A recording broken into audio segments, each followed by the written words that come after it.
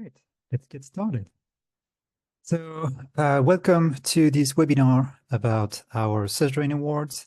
This is a little bit of a looking back on our fabulous event that we had on the 26th of June in Cardiff, hosted by Arup. And we are here today to hear about some of the winners from this 2024 SuDS Awards. So my name is Adrian Bodrement. I am a senior research manager at Syria. And before I begin, I'd like to cover a few housekeeping points.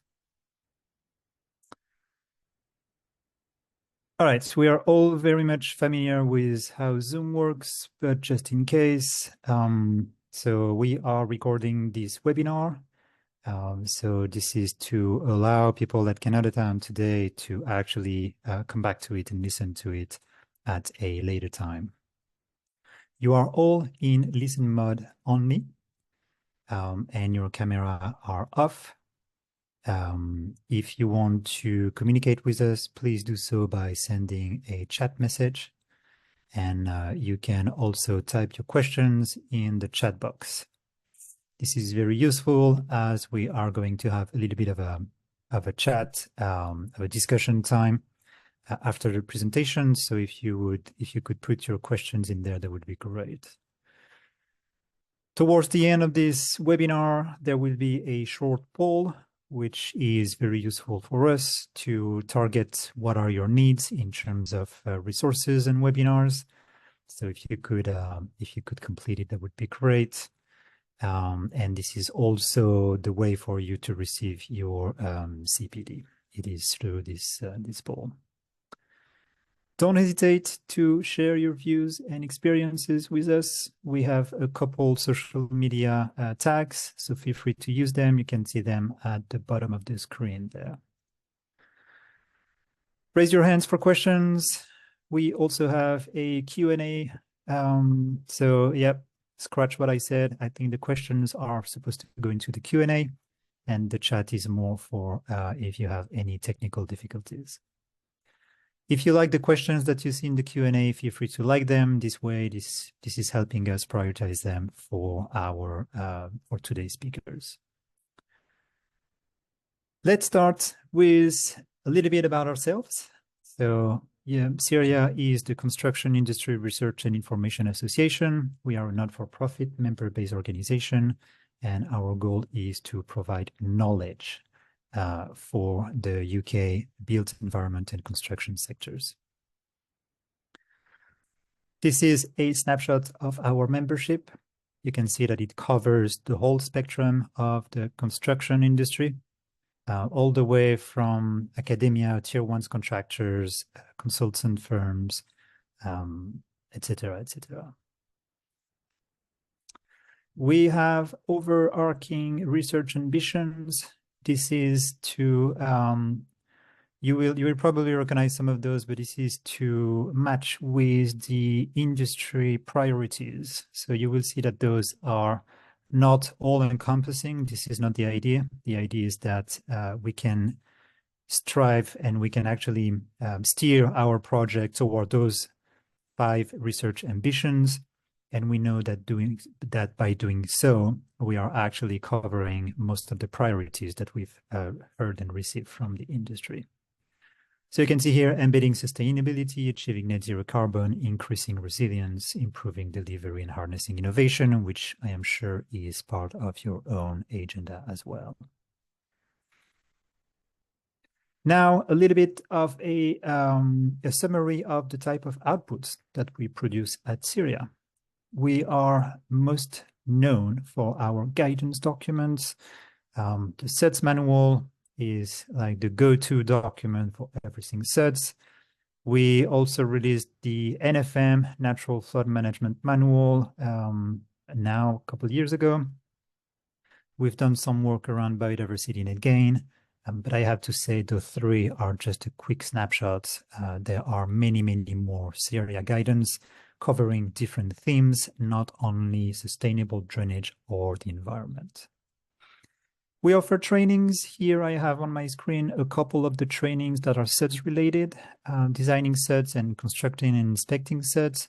Some are online, some are in person, in a classroom type of configuration. We offer networking opportunities with our annual lectures, debates, and of course, our awards. We have a series of communities of practice here at Syria. The one that is, that is leading today's event is susdrain, of course, the community of practice for sustainable drainage. But we also have one on build of sites, Syria soil, and one on biodiversity within the built environment. Also, we've been producing some tools. The latest one is Syria Best. Very quickly, Syria Best is a new online tool that allows you to calculate monetary benefits out of blue-green infrastructure. So it's something that helps the decision-making process by comparing work as usual versus what if you were to develop blue and green solutions instead. And this compares more than 20 type of benefits, of course, with all the SuDS benefits with water quantity, water quality, biodiversity, and amenity, but also air quality, traffic control, etc., etc. If you're interested, feel free to head over to syriabest.com, and there is a 10% discount for Syria and susdrain members. Moving on. Well, trying to move on. Here we go. Now, I just wanted to highlight a couple of the SuDS-related projects and documentation that we are working on here at Syria. Some of those I already talked about very briefly in my previous slides, but the ones that you see, the pictures are available for download if you head over to syria.org. Of course, the SuDS manual, the NFN manual, but also last year we released 2 short guidance documents for nutrient neutrality. So one is on how to reduce phosphorus. The other one is about nitrogen. And this is all good practice on using SuDS drains to reduce those pollutants from effluents. Then the most recent one is not really susdrain, but still still very coherent with the theme, is the mandatory biodiversity net gain in England. So this is a short guide. It's really looking at each and every steps and people to engage with and professionals to engage with on all of a project, different steps from design to implementation. And this is all about being successful with your biodiversity net gain project. Ongoing project, so these are the ones that are being written, not released yet. We have one on community maintenance for local flood risk management, one on delivery of blue roofs. So this one has been in the making for a very long time, but we are towards the finish line. So hopefully we can release it in the next month or so. We have one on getting SuDS right from the start. Everything that how it is really important in considering and incorporating SuDS feature at the land acquisition phase. So the earliest possible SuDS considerations will guarantee its delivery at the end. So it's really very critical. And then we have a document we're working on around SuDS for highways, working with the GLA on this one. As I mentioned, susdrain, the Community for Sustainable Drainage, is a knowledge platform. So we have a website, susdrain.org, which hosts a lot of case studies. And this is really supposed to be the front window for anyone wanting to be inspired, anyone wanting to learn about SuDS, but also to see the art of the possible. This is also a network. We meet on a regular basis to talk about challenges and opportunities through SuDS. We organize events and webinars, and this is a great opportunity for industry visibility. And I'd like to highlight the members of susdrain. So we have partners and supporters. I want to give them a huge thank you. This is thanks to you that we can have not only the SuDS Awards, but also following events like we are having now.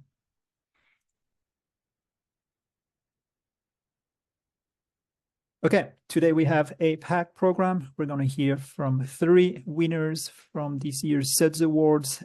It's very exciting. We're going to dive into a little bit deeper into each of those projects. And I'm very excited that we can follow this up with a Q&A session. Then we will have some closing remarks, and we are aiming to complete this webinar around 11:45. All right, so I would like to welcome our speakers. So we have today with us Katie Samford, Sustainability Manager at St. George. We have Emily Purser, Climate Community Lead at London Borough of Waltham Forest. And we have Louise Bauer, Strategic Flood and Water Manager at Luton Borough Council. Now, let's hear from our first speaker, Katie Samford. As I mentioned, she's Sustainability Manager at St. George, and her project won the New Housing Development category, large, more than 10 units. So, Katie, I will try to pass on the control of the slides to you. Perfect, thank you, Adrian.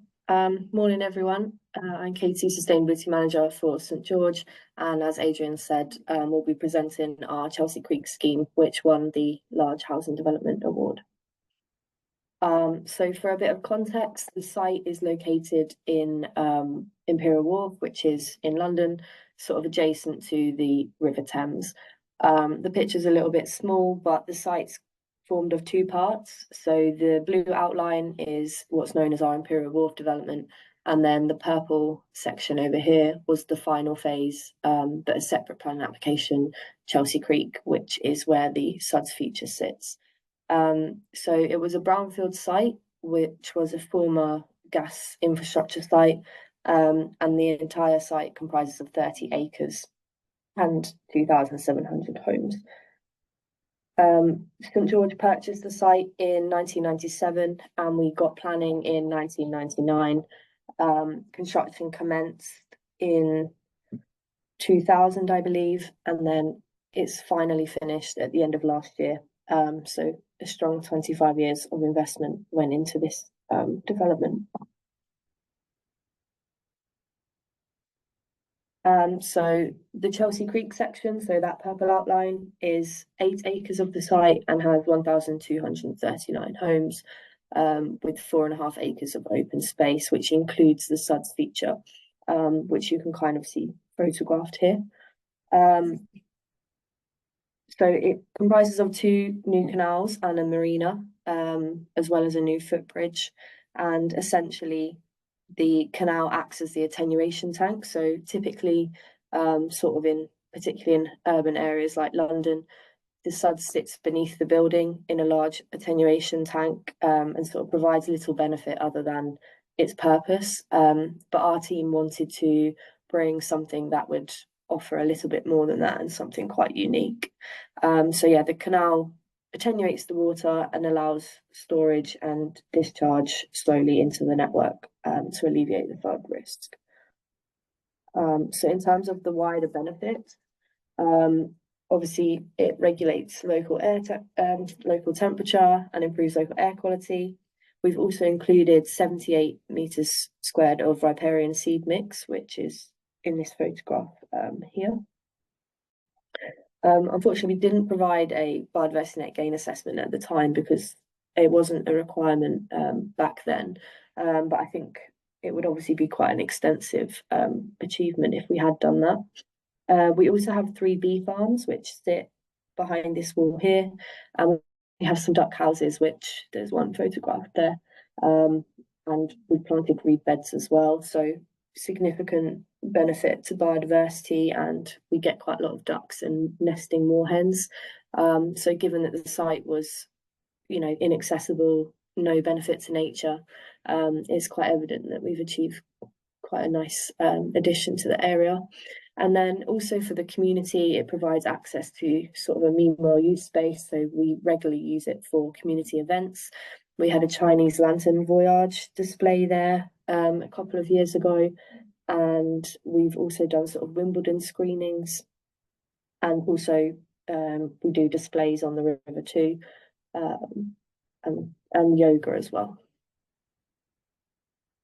So yeah, that's pretty much it. I'll hand over to the next speaker.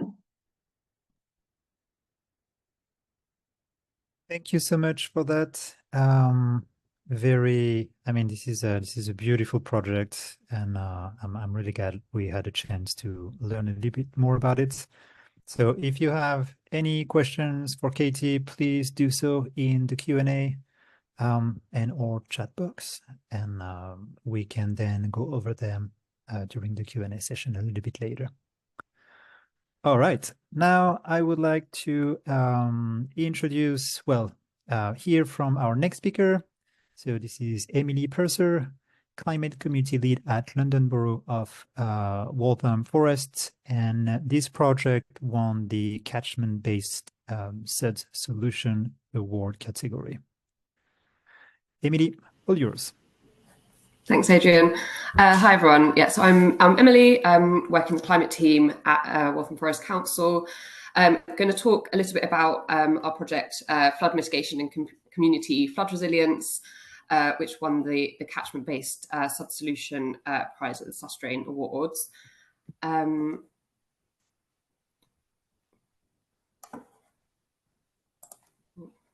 Sorry, it's just a bit slow to move on to the next slide there.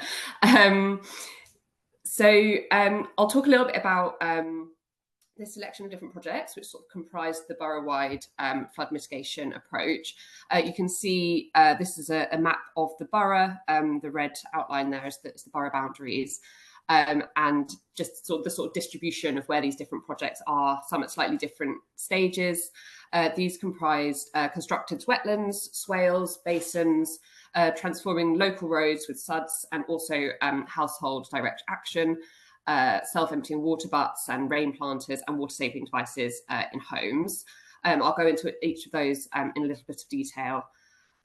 This selection of projects has been going for about 4 years and really been in a collaboration with the climate team and the lead local flood officer, as well as external partners such as the National Flood Forum, Thames Water and the Environment Agency. The projects are clustered into the highest flood risk areas. First, a picture of South Chingford here, one of the natural flood mitigation projects. This was split over 3 open spaces in the South Chingford area, and will completely remove 64 properties from flood risk, and 893 properties will have a reduction in their flood risk.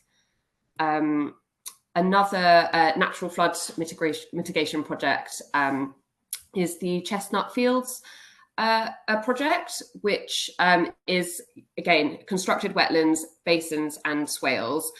These also both also provide wider amenity benefits, such as enhancing that natural open space. So there's the Chestnuts Field, which you can see there, is used by lots of the surrounding residents. There's a pathway that connects the town hall to the sports and leisure centre behind, so it's a really well used space.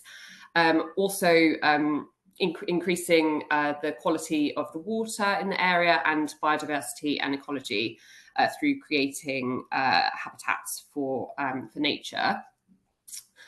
This project also has 3 interconnected wetland basins, which together provide 2,500 metres cubed of surface water attenuation, which will serve to reduce the flood risk in that area. There was also, alongside this, to encourage the flow of water into the wetlands, traffic calming measures introduced, and also some surrounding SuDS on the roads in the nearby area. So on the picture here, you can see the initial designs for the project. And then on the next slide, some photos of this completed project. So on the left, You can see the biodiversity of this of the attenuation site has already increased massively since it's been completed. You can see a slightly further back photo there taken from just behind the town hall, where there's also seating and areas for people to sit and sort of enjoy the space, and a Henry Moore sculpture there, which just enhances that experience for people using the space. Unfortunately, a photo is taken on a slightly cloudy day, but it does normally look a little bit brighter than that. So moving on to talking about transforming local roads, which has been another really important part of the scheme. There's roads which have been included in this across the borough. Two of them photographed here are Brook Road and Esther Road, but there's several others which work alongside the other sort of natural flood mitigation schemes. These include permeable paving, rain gardens, and also enhancing the walking and cycling opportunities. So you can see in the Brook Road picture there's some residents getting involved, helping with the planting, and on the Esther Road, that's a permeable surface on the road there. The cycling and walking opportunities have been introduced as part of the Enjoy Waltham Forest initiative. So this just shows this connection between the highways and flood work and the climate team. These projects are all supporting other council priorities we have around reaching net zero and climate action, and also active travel. A community-led flood mitigation scheme at Greenway Avenue has also been developed alongside a local flood action group that's located quite close to these two roads. That included swales, detention basins, and reprofiling and shaping of an existing drainage ditch, and also working with a local cricket club who'd experienced some flooding sort of in that area, but also have a lot of space to do some of these flood mitigation works as well.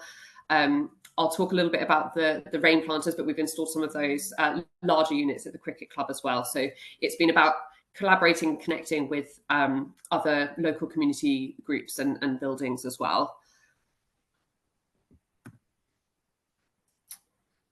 So the final piece of the work that I'm going to talk about today is the individual and collective action, primarily in residents' homes. This formed a project called the Lower Floods, which started in autumn last year, and in response to the increases in surface water flooding in the area, and really as a way for increasing residents' ability to get involved and take some action on an individual basis, and see how we could expand that individual action to actually create something with quite a large impact collectively across a larger space. Just to note, this is the project that I sort of led on, so I particularly welcome questions on this. So I sort of know this in a lot of detail, but happy to take some questions on the others as well. The project involved installing free water butts and water saving devices in residents' homes and other community buildings. So this worked by using some specially adapted water butts. So they had an additional tap on the side, which would mean that they were slowly empty over time, meaning that there's always some space for capturing water from the roofs in a serious rain event. The target area of the first phase of the project was the Philibrook catchment area, an area that had been previously flooded, and actually that's the Philibrook catchment area is where those roads that I just showed are also in that catchment area. And we then delivered a second phase of the project in the west of the borough. A few things that really helped this be successful was taking a really collaborative and community-led approach. So this was working with the National Flood Forum and some local flood action groups, as I mentioned previously. So groups of residents who got together to actually support one another, upskill themselves and learn what to do and how to prevent flooding in their area. We were able to deliver this in-house by our service store team, who actually they adapted the water butts for us, and then they did the installations as well. This enabled us to be quite flexible and respond quickly to demand and any issues that came up. We also took a street-by-street door-knocking approach, and the sort of communications was really tried to be as sort of grassroots and community-led as possible. So we actually asked residents to share it in their local WhatsApp chats, and the street-by-street approach of actually just knocking on doors to let them know that we were in their area and offer the water butt actually worked really well. The picture on the right is the sort of colourful flyer that we sent through the resident stores who were eligible for the scheme, just to let them know how it works in a sort of simple flyer. So the outcomes of this were that we were able to install over 1,000 water butts. So of the sort of standard, most of them with the standard sort of 210 litre design. We did offer some smaller water butts, and as I mentioned, a few larger ones in an estate and the cricket club. A local restaurant, a sort of independent restaurant, also had some water butts installed, which was great because they are growing some of their own food on site, again, linking up these different sort of climate action elements.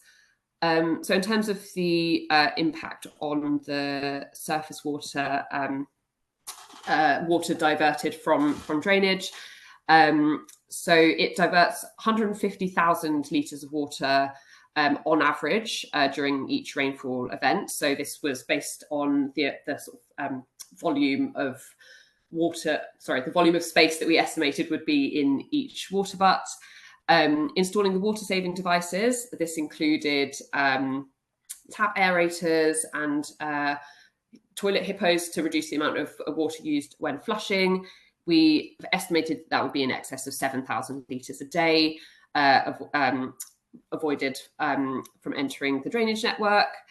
And yeah, just a few more details that you can see there. I think one other thing to mention was actually the service store team who did the installations had a really sort of open, they explained very thoroughly how the system, how the sort of project works. They are a sort of well-known company in the borough, and I think that also really helped to sort of build the trust.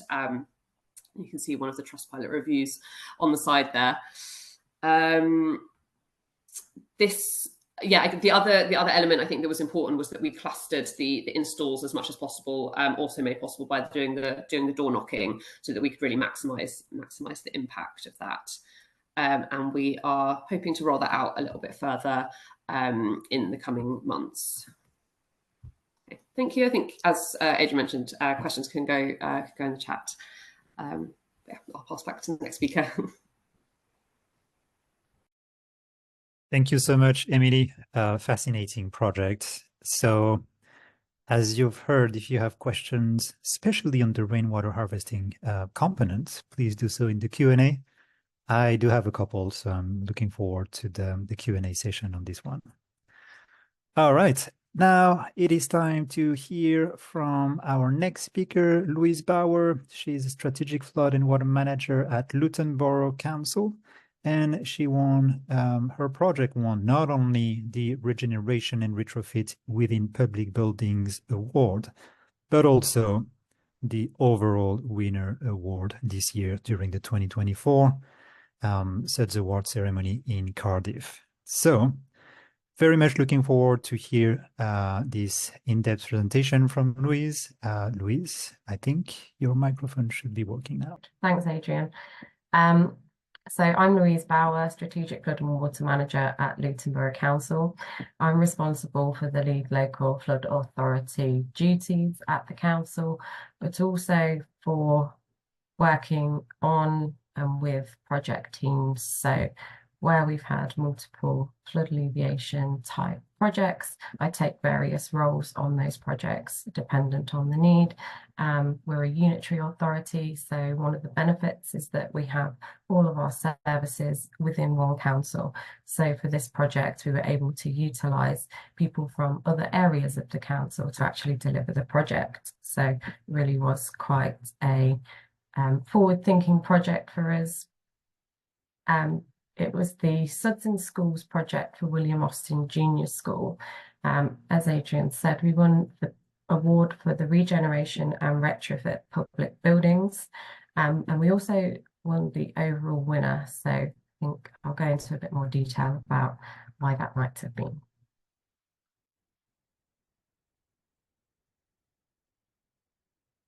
I'm just trying to move on to the next slide. There we go. So this was a partnership project. It was led by Luton Borough Council, but it was very much in conjunction with other partners. Thames Water and the Department for Education funded the project, and we worked with them from conception stage through to even post-construction. The Environment Agency we worked with as a partner in the early stages as well, so the bidding stages for the project. They supported us on actually applying for some of the funding and also on the requirements for that funding. So the Environment Agency helped us to deliver some of the post-construction work as well. William Austin was the school itself, and I think it's important to say that it was really a main reason for the success of the project was our consistent communication with the school. Without the school's buy-in to the project, it wouldn't have happened. So I'll just say that there. So what was the flood problem that we were trying to address? This is a map of the actual school grounds highlighted in red, taken from Google Maps. And the land slopes from the south and the west, so there are overland flows across the school grounds. I'll draw your attention to this huge area of hard standing here. So this is a school playground with flows coming this way and this way. The area outside of the entrance, and I'll point out that the entrance to the school is here with the footpath, had regular surface water flooding. I move on to the next slide. You can see the school entrance here. You can't quite see how sloped it is, but it is sloping down to the school entrance there. And they'd experienced regular surface water flooding due to the slope, but also overwhelmed and under capacity drainage system. In order to get the project started, we needed to put in funding bids. So the council, as a standalone partner, didn't have the funding for the project. There was a bid submitted to the Department for Education in July 2021. So I think that highlights that this took quite a while to get to fruition. Department for Education granted us $55,000 towards 2 SuDS projects in April 2022. And that was to be spent by the end of the financial year in 2023.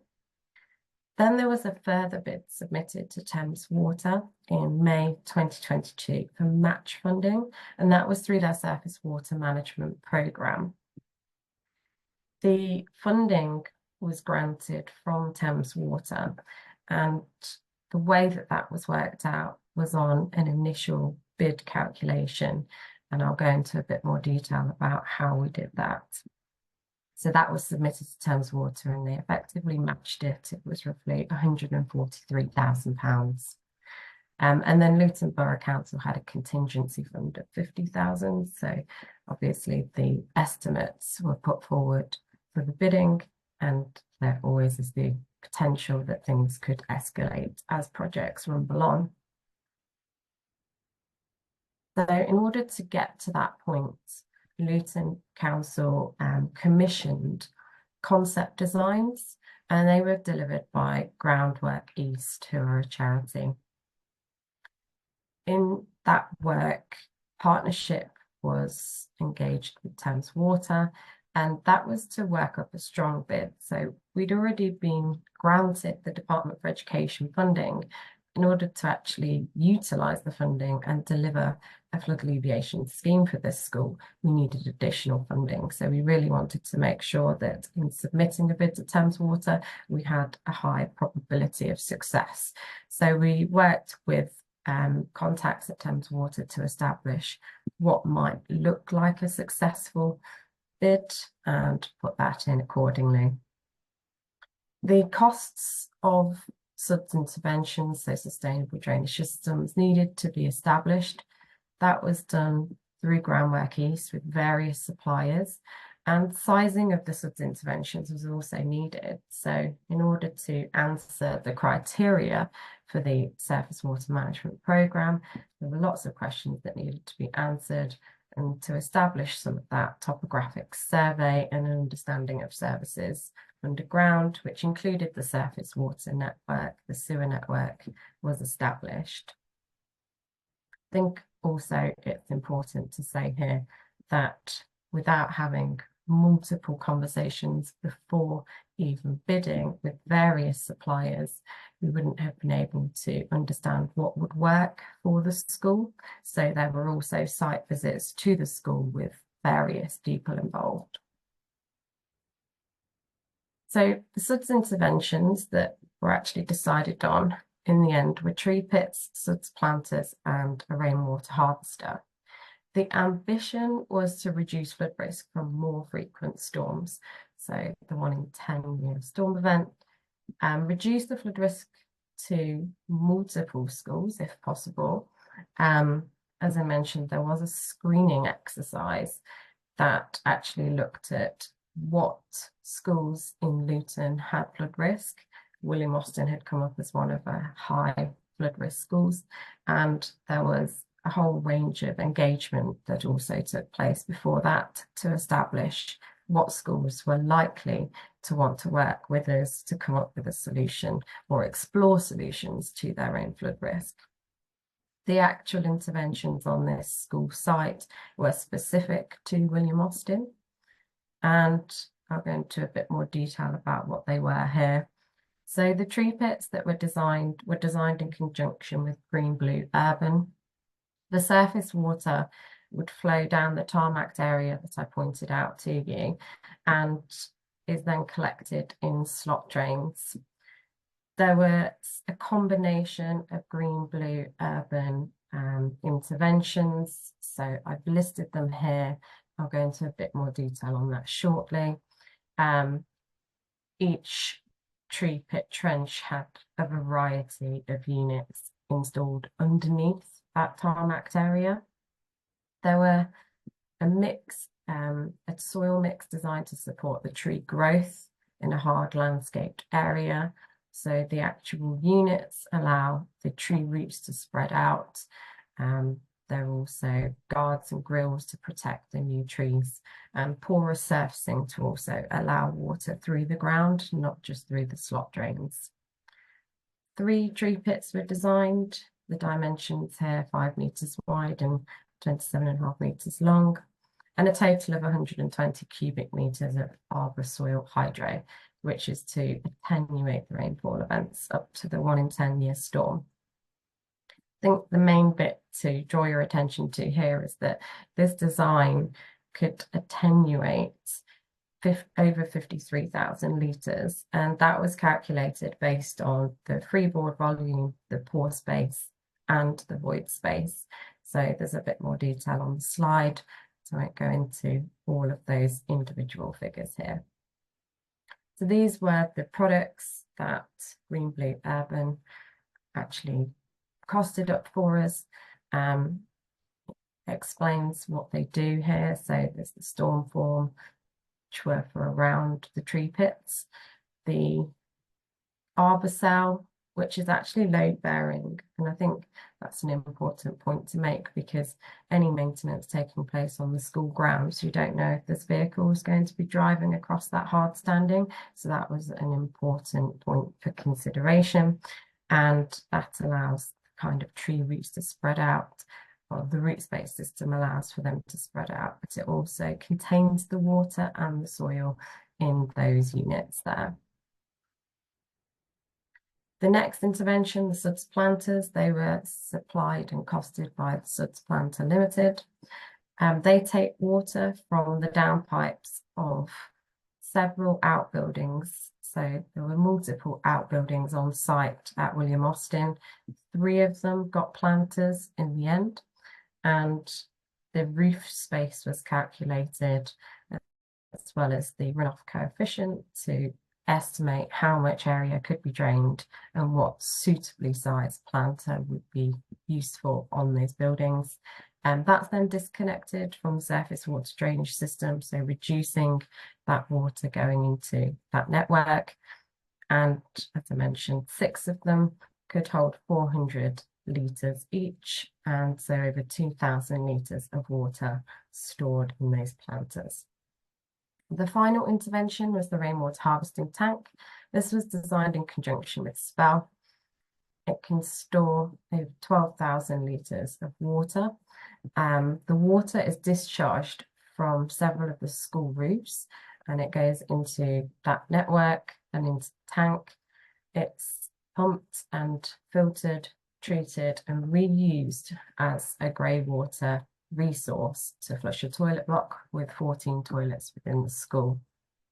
If the tank were to be empty, there's also a top up from the mains water supply, so there's never an issue with actually flushing the toilet in the school. And I think it's also important to say that the actual rainwater harvesting tank can attenuate the rainfall events up to the 1 in 30-year storm. So yeah, an improvement there on the storm capacity. So the total attenuation volume for the scheme is over 67,000 litres. That's removing water from the Thames Water surface water network.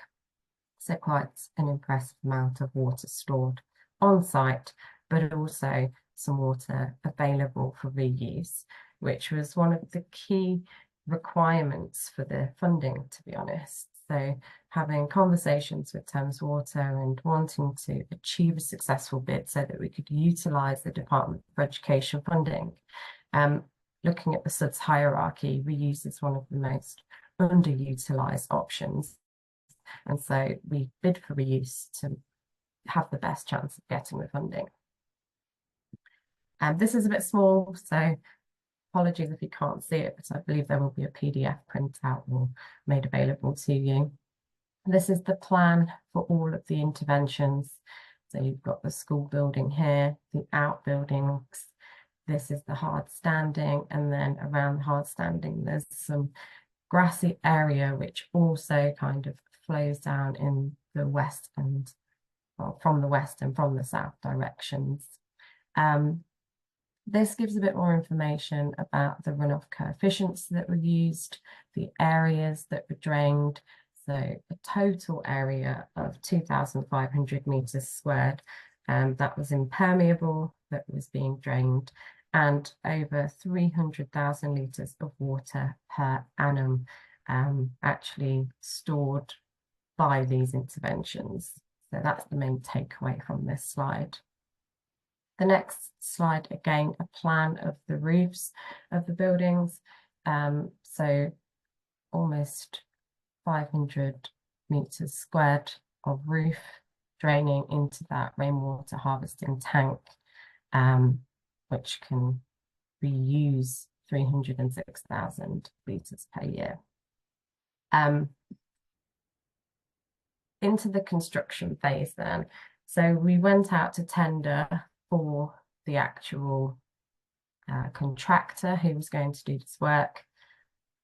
The suppliers were able to provide the installation information to the contractor. I think it's important to note that we also delivered a second SuDS in Schools project at the same time as this one. I'll come on to that a bit later as to why. But this is a bit of information here about the construction. So you can see the green blue urban units going in here, so the root space units and the arbor cell units. This is the rainwater harvesting tank once it had been lifted in to the excavated hole. An interesting comment from the head teacher during a site visit was that if she'd known how big the hole was going to be, she might not have agreed to the work. So I think that's an important takeaway.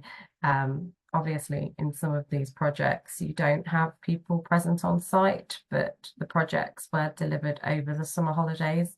So 6-week summer holidays without the children present at the school due to the nature of digging up the playground was necessary. And that was quite a tight time frame, to be honest. So there were challenges that I will also come on to. A kiosk was installed for the rainwater harvesting tank. This allows for data collection and monitoring. It's accessible by the head teacher and also the caretaker, and there's other maintenance information available on the tank and the actual kiosk so that it can be monitored regularly and maintained. This is the school playground after the construction. So you can see the new ACO drains here, the water flowing this way and this way, going into these drains. These are the 3 tree pits. Underneath this section is the rainwater harvesting tank. Oh, gone too far. That's a close-up of the tree pits there, protected initially and establishing. So this is taken almost a year after the construction.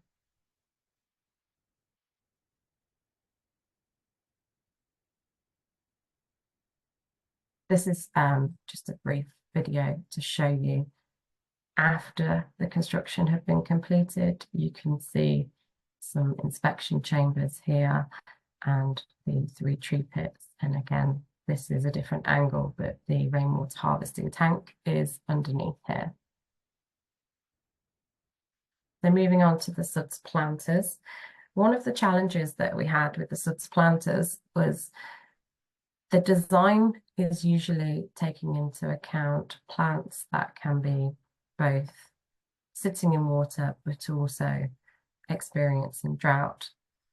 These plants here, as most of you will recognise, are herbs, and this was a bit of a debate as to what was going to be planted in the planters. The school, once we liaised with them about the plants that had been suggested as the optimum option, wasn't happy that some of the plants, if eaten, were poisonous to children. So it had to be redesigned from a plant point of view, and ultimately herbs were settled on.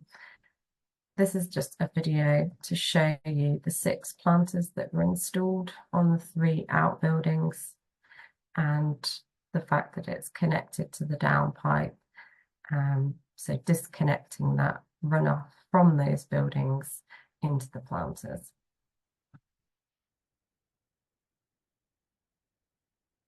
These are a couple of other pictures of the planters and a close-up of the herbs planted in here. One of the planters was left unplanted for the school to have an educational piece where they could plant it up themselves, and I'll go on to that again shortly.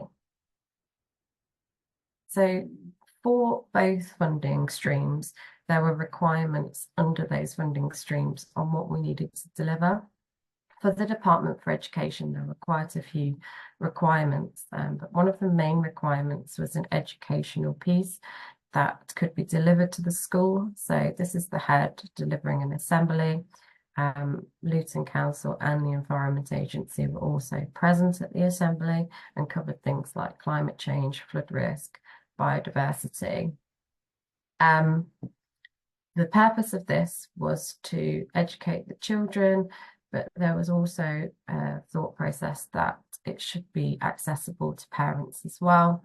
So it was discussed that the rainwater being reused is invaluable in engaging the children's imagination, inspiring a new generation to think about the environment and how we can tackle climate-related issues using natural resources, getting them to think about saving water, the benefits from trees and plants, also that link with mental health, so having green, blue space and how that can be beneficial. And also encouraging biodiversity. So information boards were also created, which could also be used as posters going forwards, so that the school could continue to provide education in this space. think the other thing to say is that the main requirement from the Thames Water funding was on maintenance schedules. So the school caretaker was trained in the rainwater harvesting tank, so the maintenance of that, the fact that the system needs to be drawn down over the school holidays if it was to be left not used for 6 weeks, so the toilet block was not being flushed, the system could go stagnant. So there's a drawdown clause in there.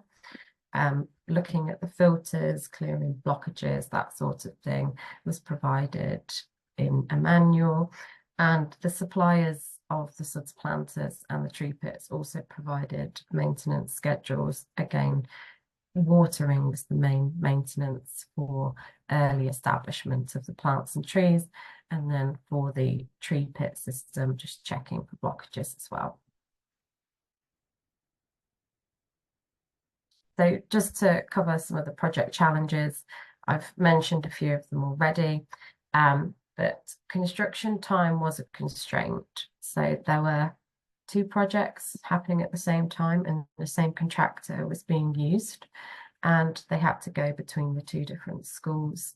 William Austin was the main one that had to be completed during this time due to the digging up of the playground and installation of the rainwater harvesting tank. So the summer holidays really had to prioritise getting that delivered and put back to rights. It was tight. There were lots of additional site visits needed to make sure that things were being installed correctly.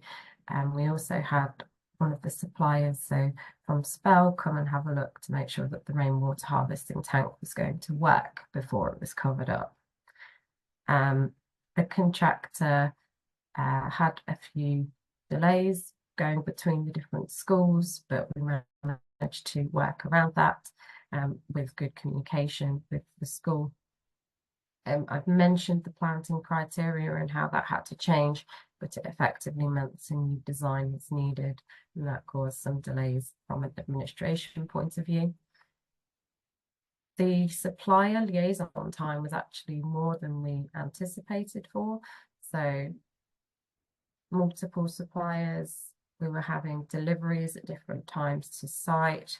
Some of the kind of pre-construction information had a phased plan, but then it depended on when things were being delivered. The project progress report to partners also took time from an administration point. I mentioned that we're a kind of unitary authority and we have people that we can lean on. We lent heavily on our building services team to kind of cover project management, but then there was an also aspect of getting involved with the construction design management regulations side of things. So I did cover that with another colleague to make sure that some of the deliverables were happening in an appropriate way. Resourcing, mainly staff on the Luton side, also skills. So the flood and water manager, but the project manager didn't have the flood and water kind of thought process. So we had to work quite closely and speak frequently in order to make sure that the project was being delivered appropriately and that it would work.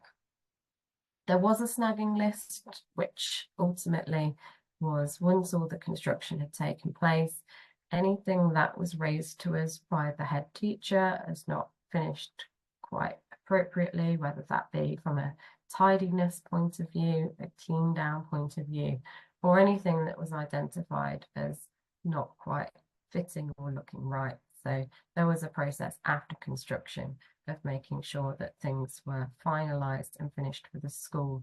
And one of the main issues was that the astroturf, which had been down, which was relayed after the tank had been installed, wasn't quite flat. So this was an issue for the schools.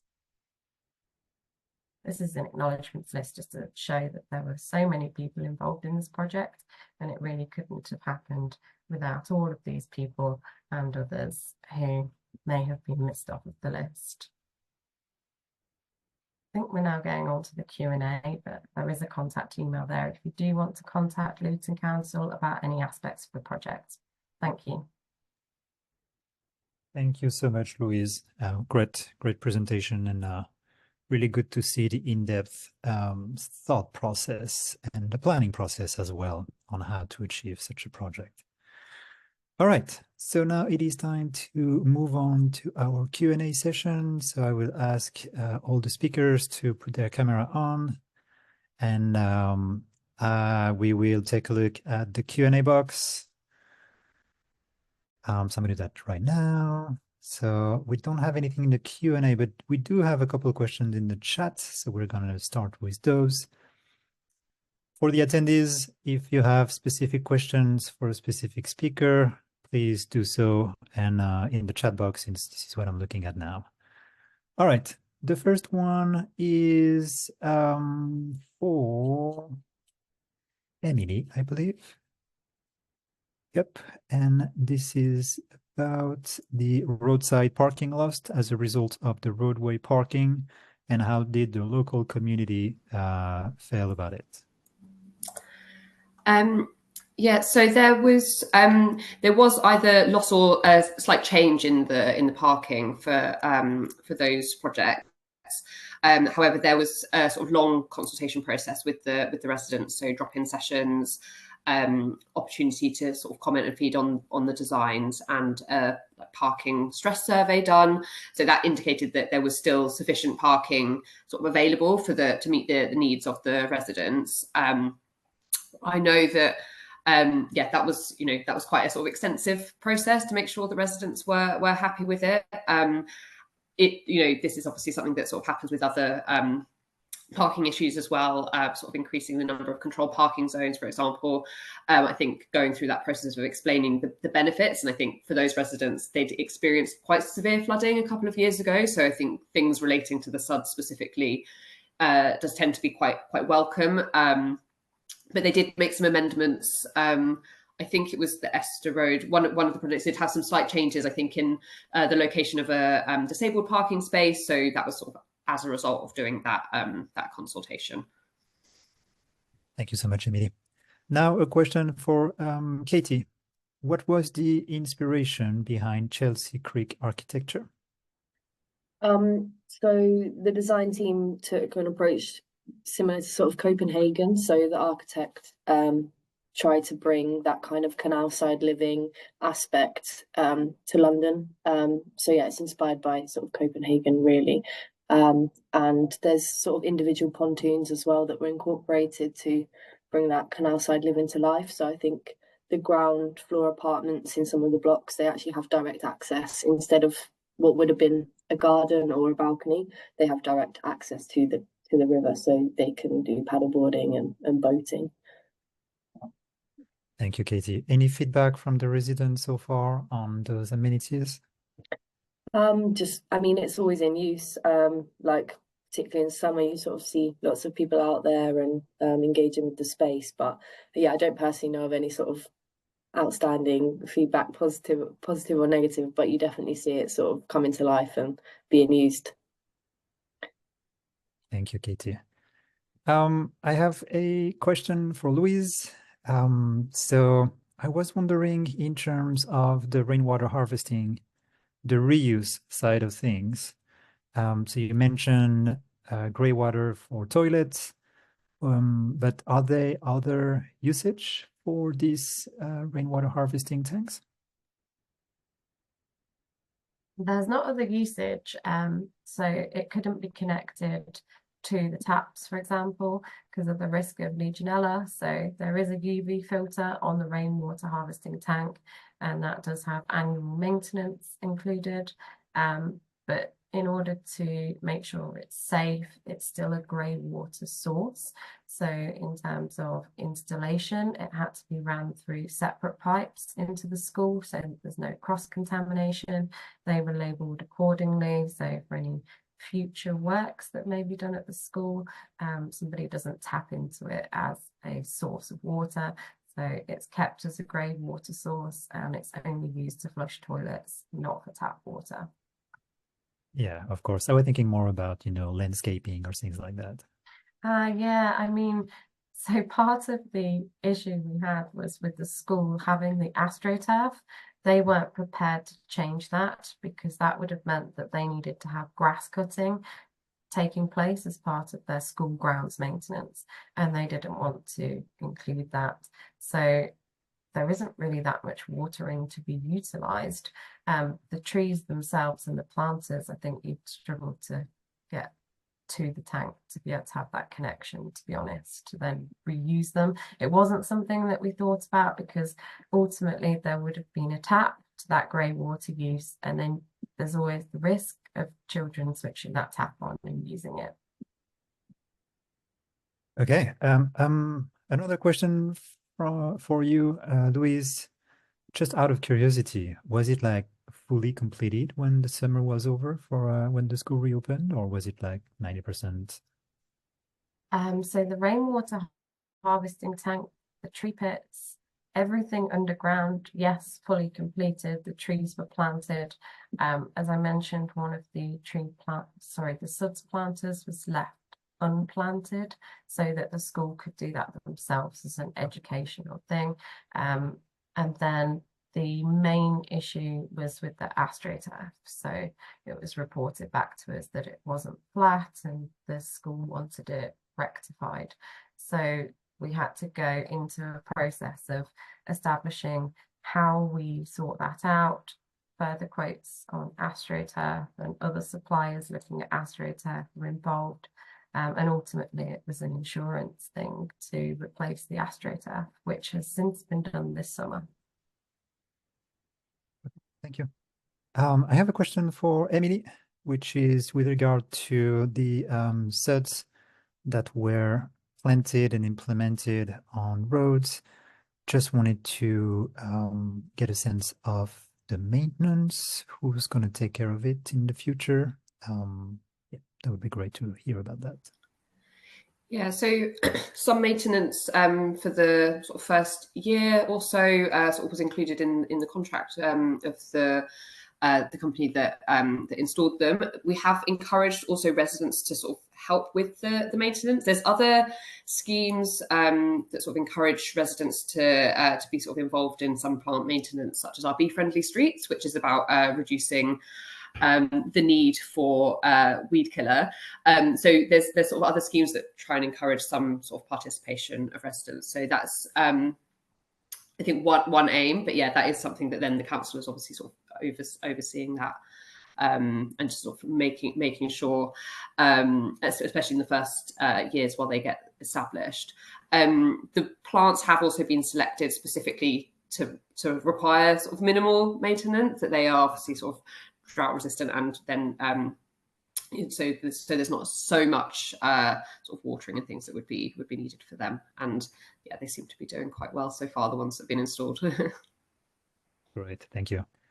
So I talked about rainwater usage, and I just wanted to check with you, Emily, as well, for your lower floods project.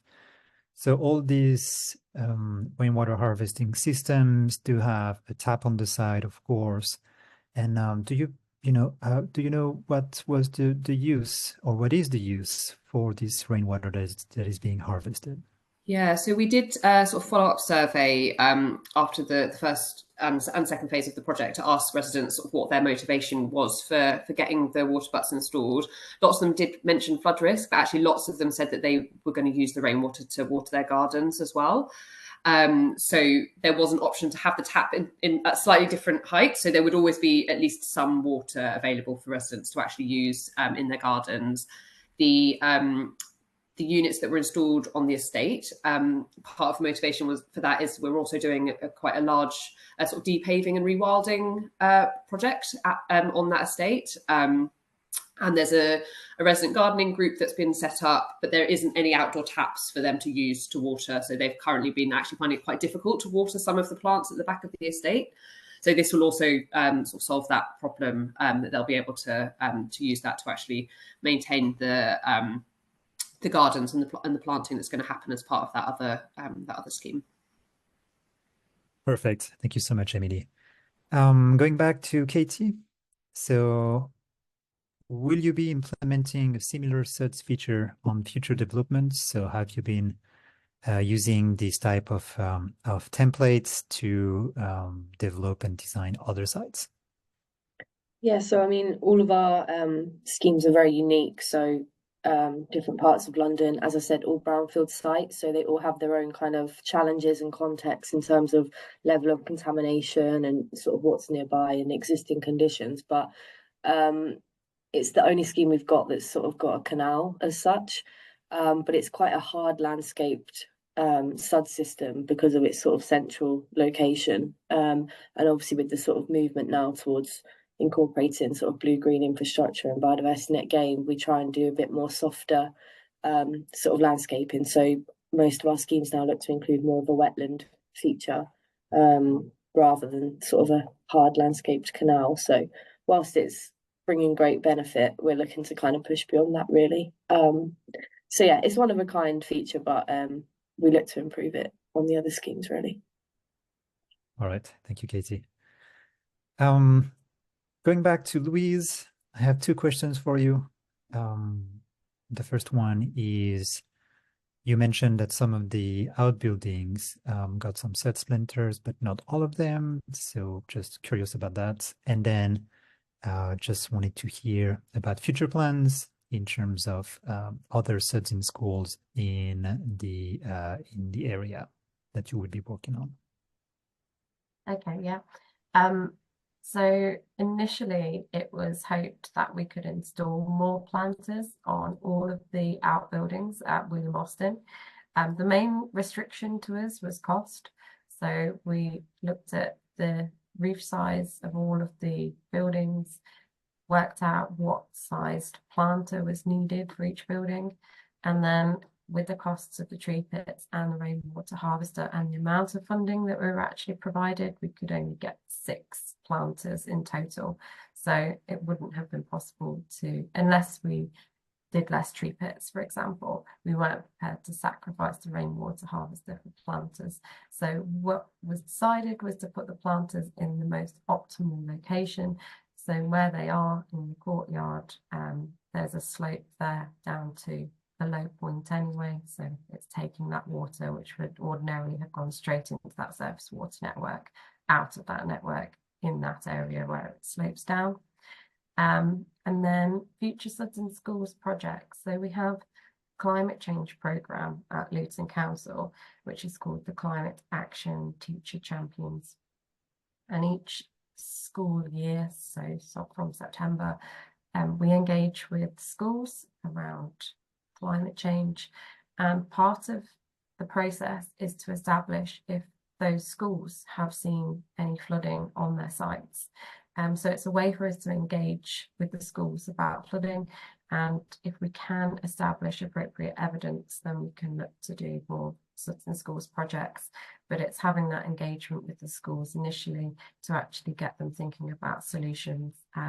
In the initial screening exercise that we did for this programme, we had 3 schools that had the evidence for SuDS in schools projects, but one of them wasn't then prepared to work with us to find solutions. So it could be a huge number of reasons for that, but we found with the engagement on climate change, we can then kind of warm up those schools to then look into further solutions. So we'll be doing a phase of climate action teacher champions work this year, which may identify more schools for SuDS in schools projects. Got it. The other school you mentioned that was doing similar work at the same time, was it completed as well? It was completed, yeah. So that was rain gardens that discharged into a swale and a flood door. So no water reuse, unfortunately, but it was completed. Yeah. Thanks so much. I have one question in the Q&A actually, which I will ask to all of you, and we'll see who wants to respond to it. The question is, how was design exceedance considered on those schemes? So who wants to take that on? Design exceedance? I can answer Yeah, that. go for it, Louise. So each of the interventions was looked at for exceedance, and the actual storm event that each intervention could take was calculated. So as I mentioned in the presentation, the tree pits take up to the 1 in 10 year storm, the rainwater harvesting tank, the 1 in 30 year storm, and the SuDS planters, it was less than the 1 in 2 year storm, to be honest. And each of those interventions, so the tree pit connection, or the tree pits and their connections, as well as the rainwater harvesting tank, both have connections to the surface water network. So in the event of exceedance, that would be put into the surface water network. And then the planters have an overflow, which actually overflows into some porous ground. And then beyond that, it would just flow across the playground into another surface water drain. Great. Thank you, Louise. Emily, Katie, do you want to add to this response regarding exceedance? If not, I have a couple more questions for you. All right, so let's move on. Emily, two things. The first one is with regard to the Waterbirds installation. I was just curious, were there any cost for the homeowner to install those? No, we decided sort of after some discussion with the resident group actually not to charge anything for the Waterbird units. We did consider offering sort of a range of different types of units, maybe some slightly more sort of ones that had planters, for example, that were slightly more costly, and doing a sort of offer where residents could contribute something, or whether actually, you know, having that cost might sort of mean that residents were more keen to sort of like maintain it and things like this. However, we just decided that actually we wanted to make sure we could get as many Waterbird units out as we could. We managed to keep the cost down of those by having that in-house adaptation as well. So yeah, so no cost. We did put a limit on how complex the installation process could be. So in the first pilot phase, there are some houses in the borough that have, there's sort of some roads that have a lot of cast iron downpipes, and it would have required quite complicated sort of changes to the pipes in order to do the installation. So I think there were only actually a handful where we said that's actually going to be too complicated for the team to do in a sort of reasonable time frame. But yeah, no, there weren't any costs for the residents to have the installation. Great, thank you. And maybe a follow-up. How was this project funded? We had some funding available from the NLWA, which is the North London Waste Authority, which had been distributed to the North London councils that use that waste facility, and it was the climate team sort of pitched internally for some funding to try that out. So we sort of had budget to pilot the first scheme, and we decided we'd sort of do it in 500 blocks. So it was 500 within each of those particular areas. It was felt that was actually quite a good.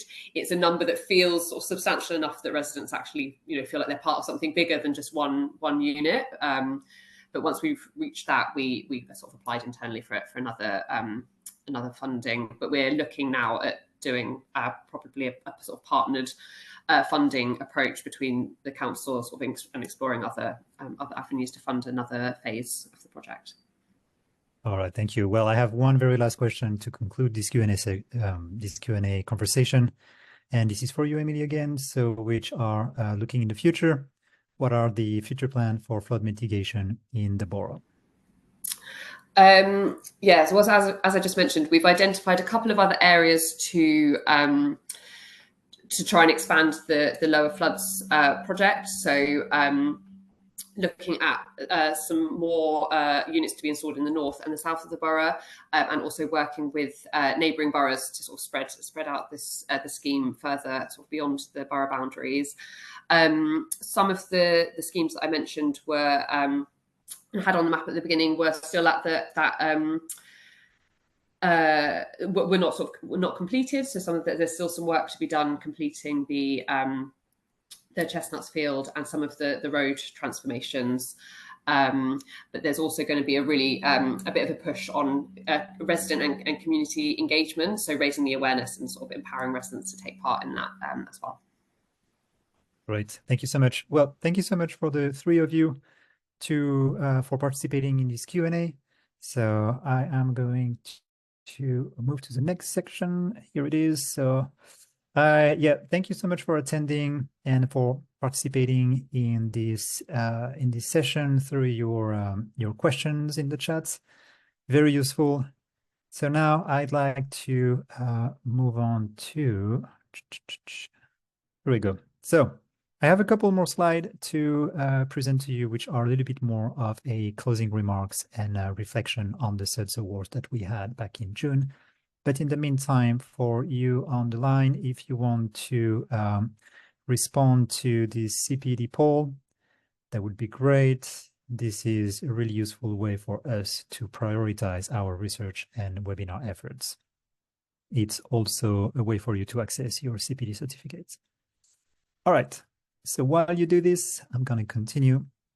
And yeah, I just wanted to reflect on the SuDS Award that we just had. So we decided this year to open some new categories, and we wanted to push for retrofitting, but also retrofit within private properties. So the project that we've heard about today are really all about that.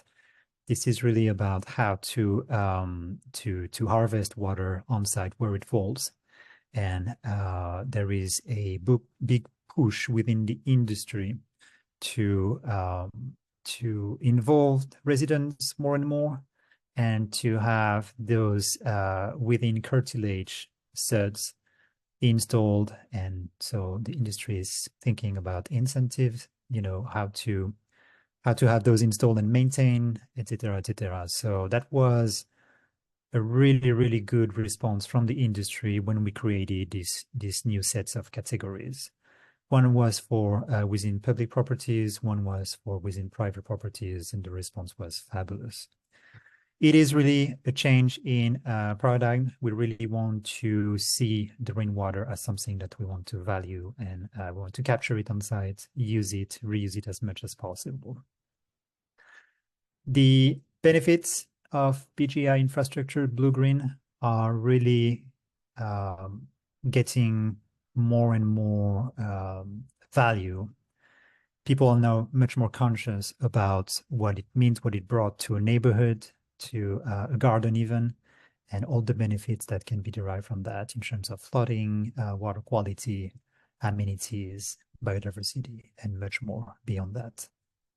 So it's very thrilling to see that our community, susdrain, is really trying to push the industry to think beyond just a single issue. So flooding is obviously something really critical, but with using SuDS, we can achieve much more than that.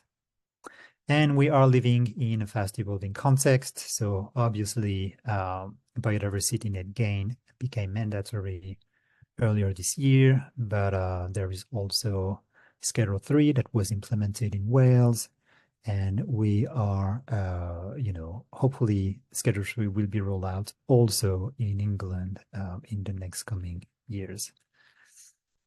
So one of the goals of susdrain is create this platform where we can understand and talk about opportunities and challenges around SuDS and create this common language. This is a call to join the conversation.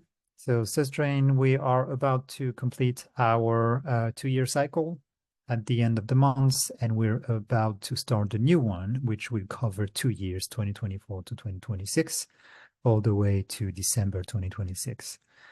We have a lot that we have in store for this 2-year cycle.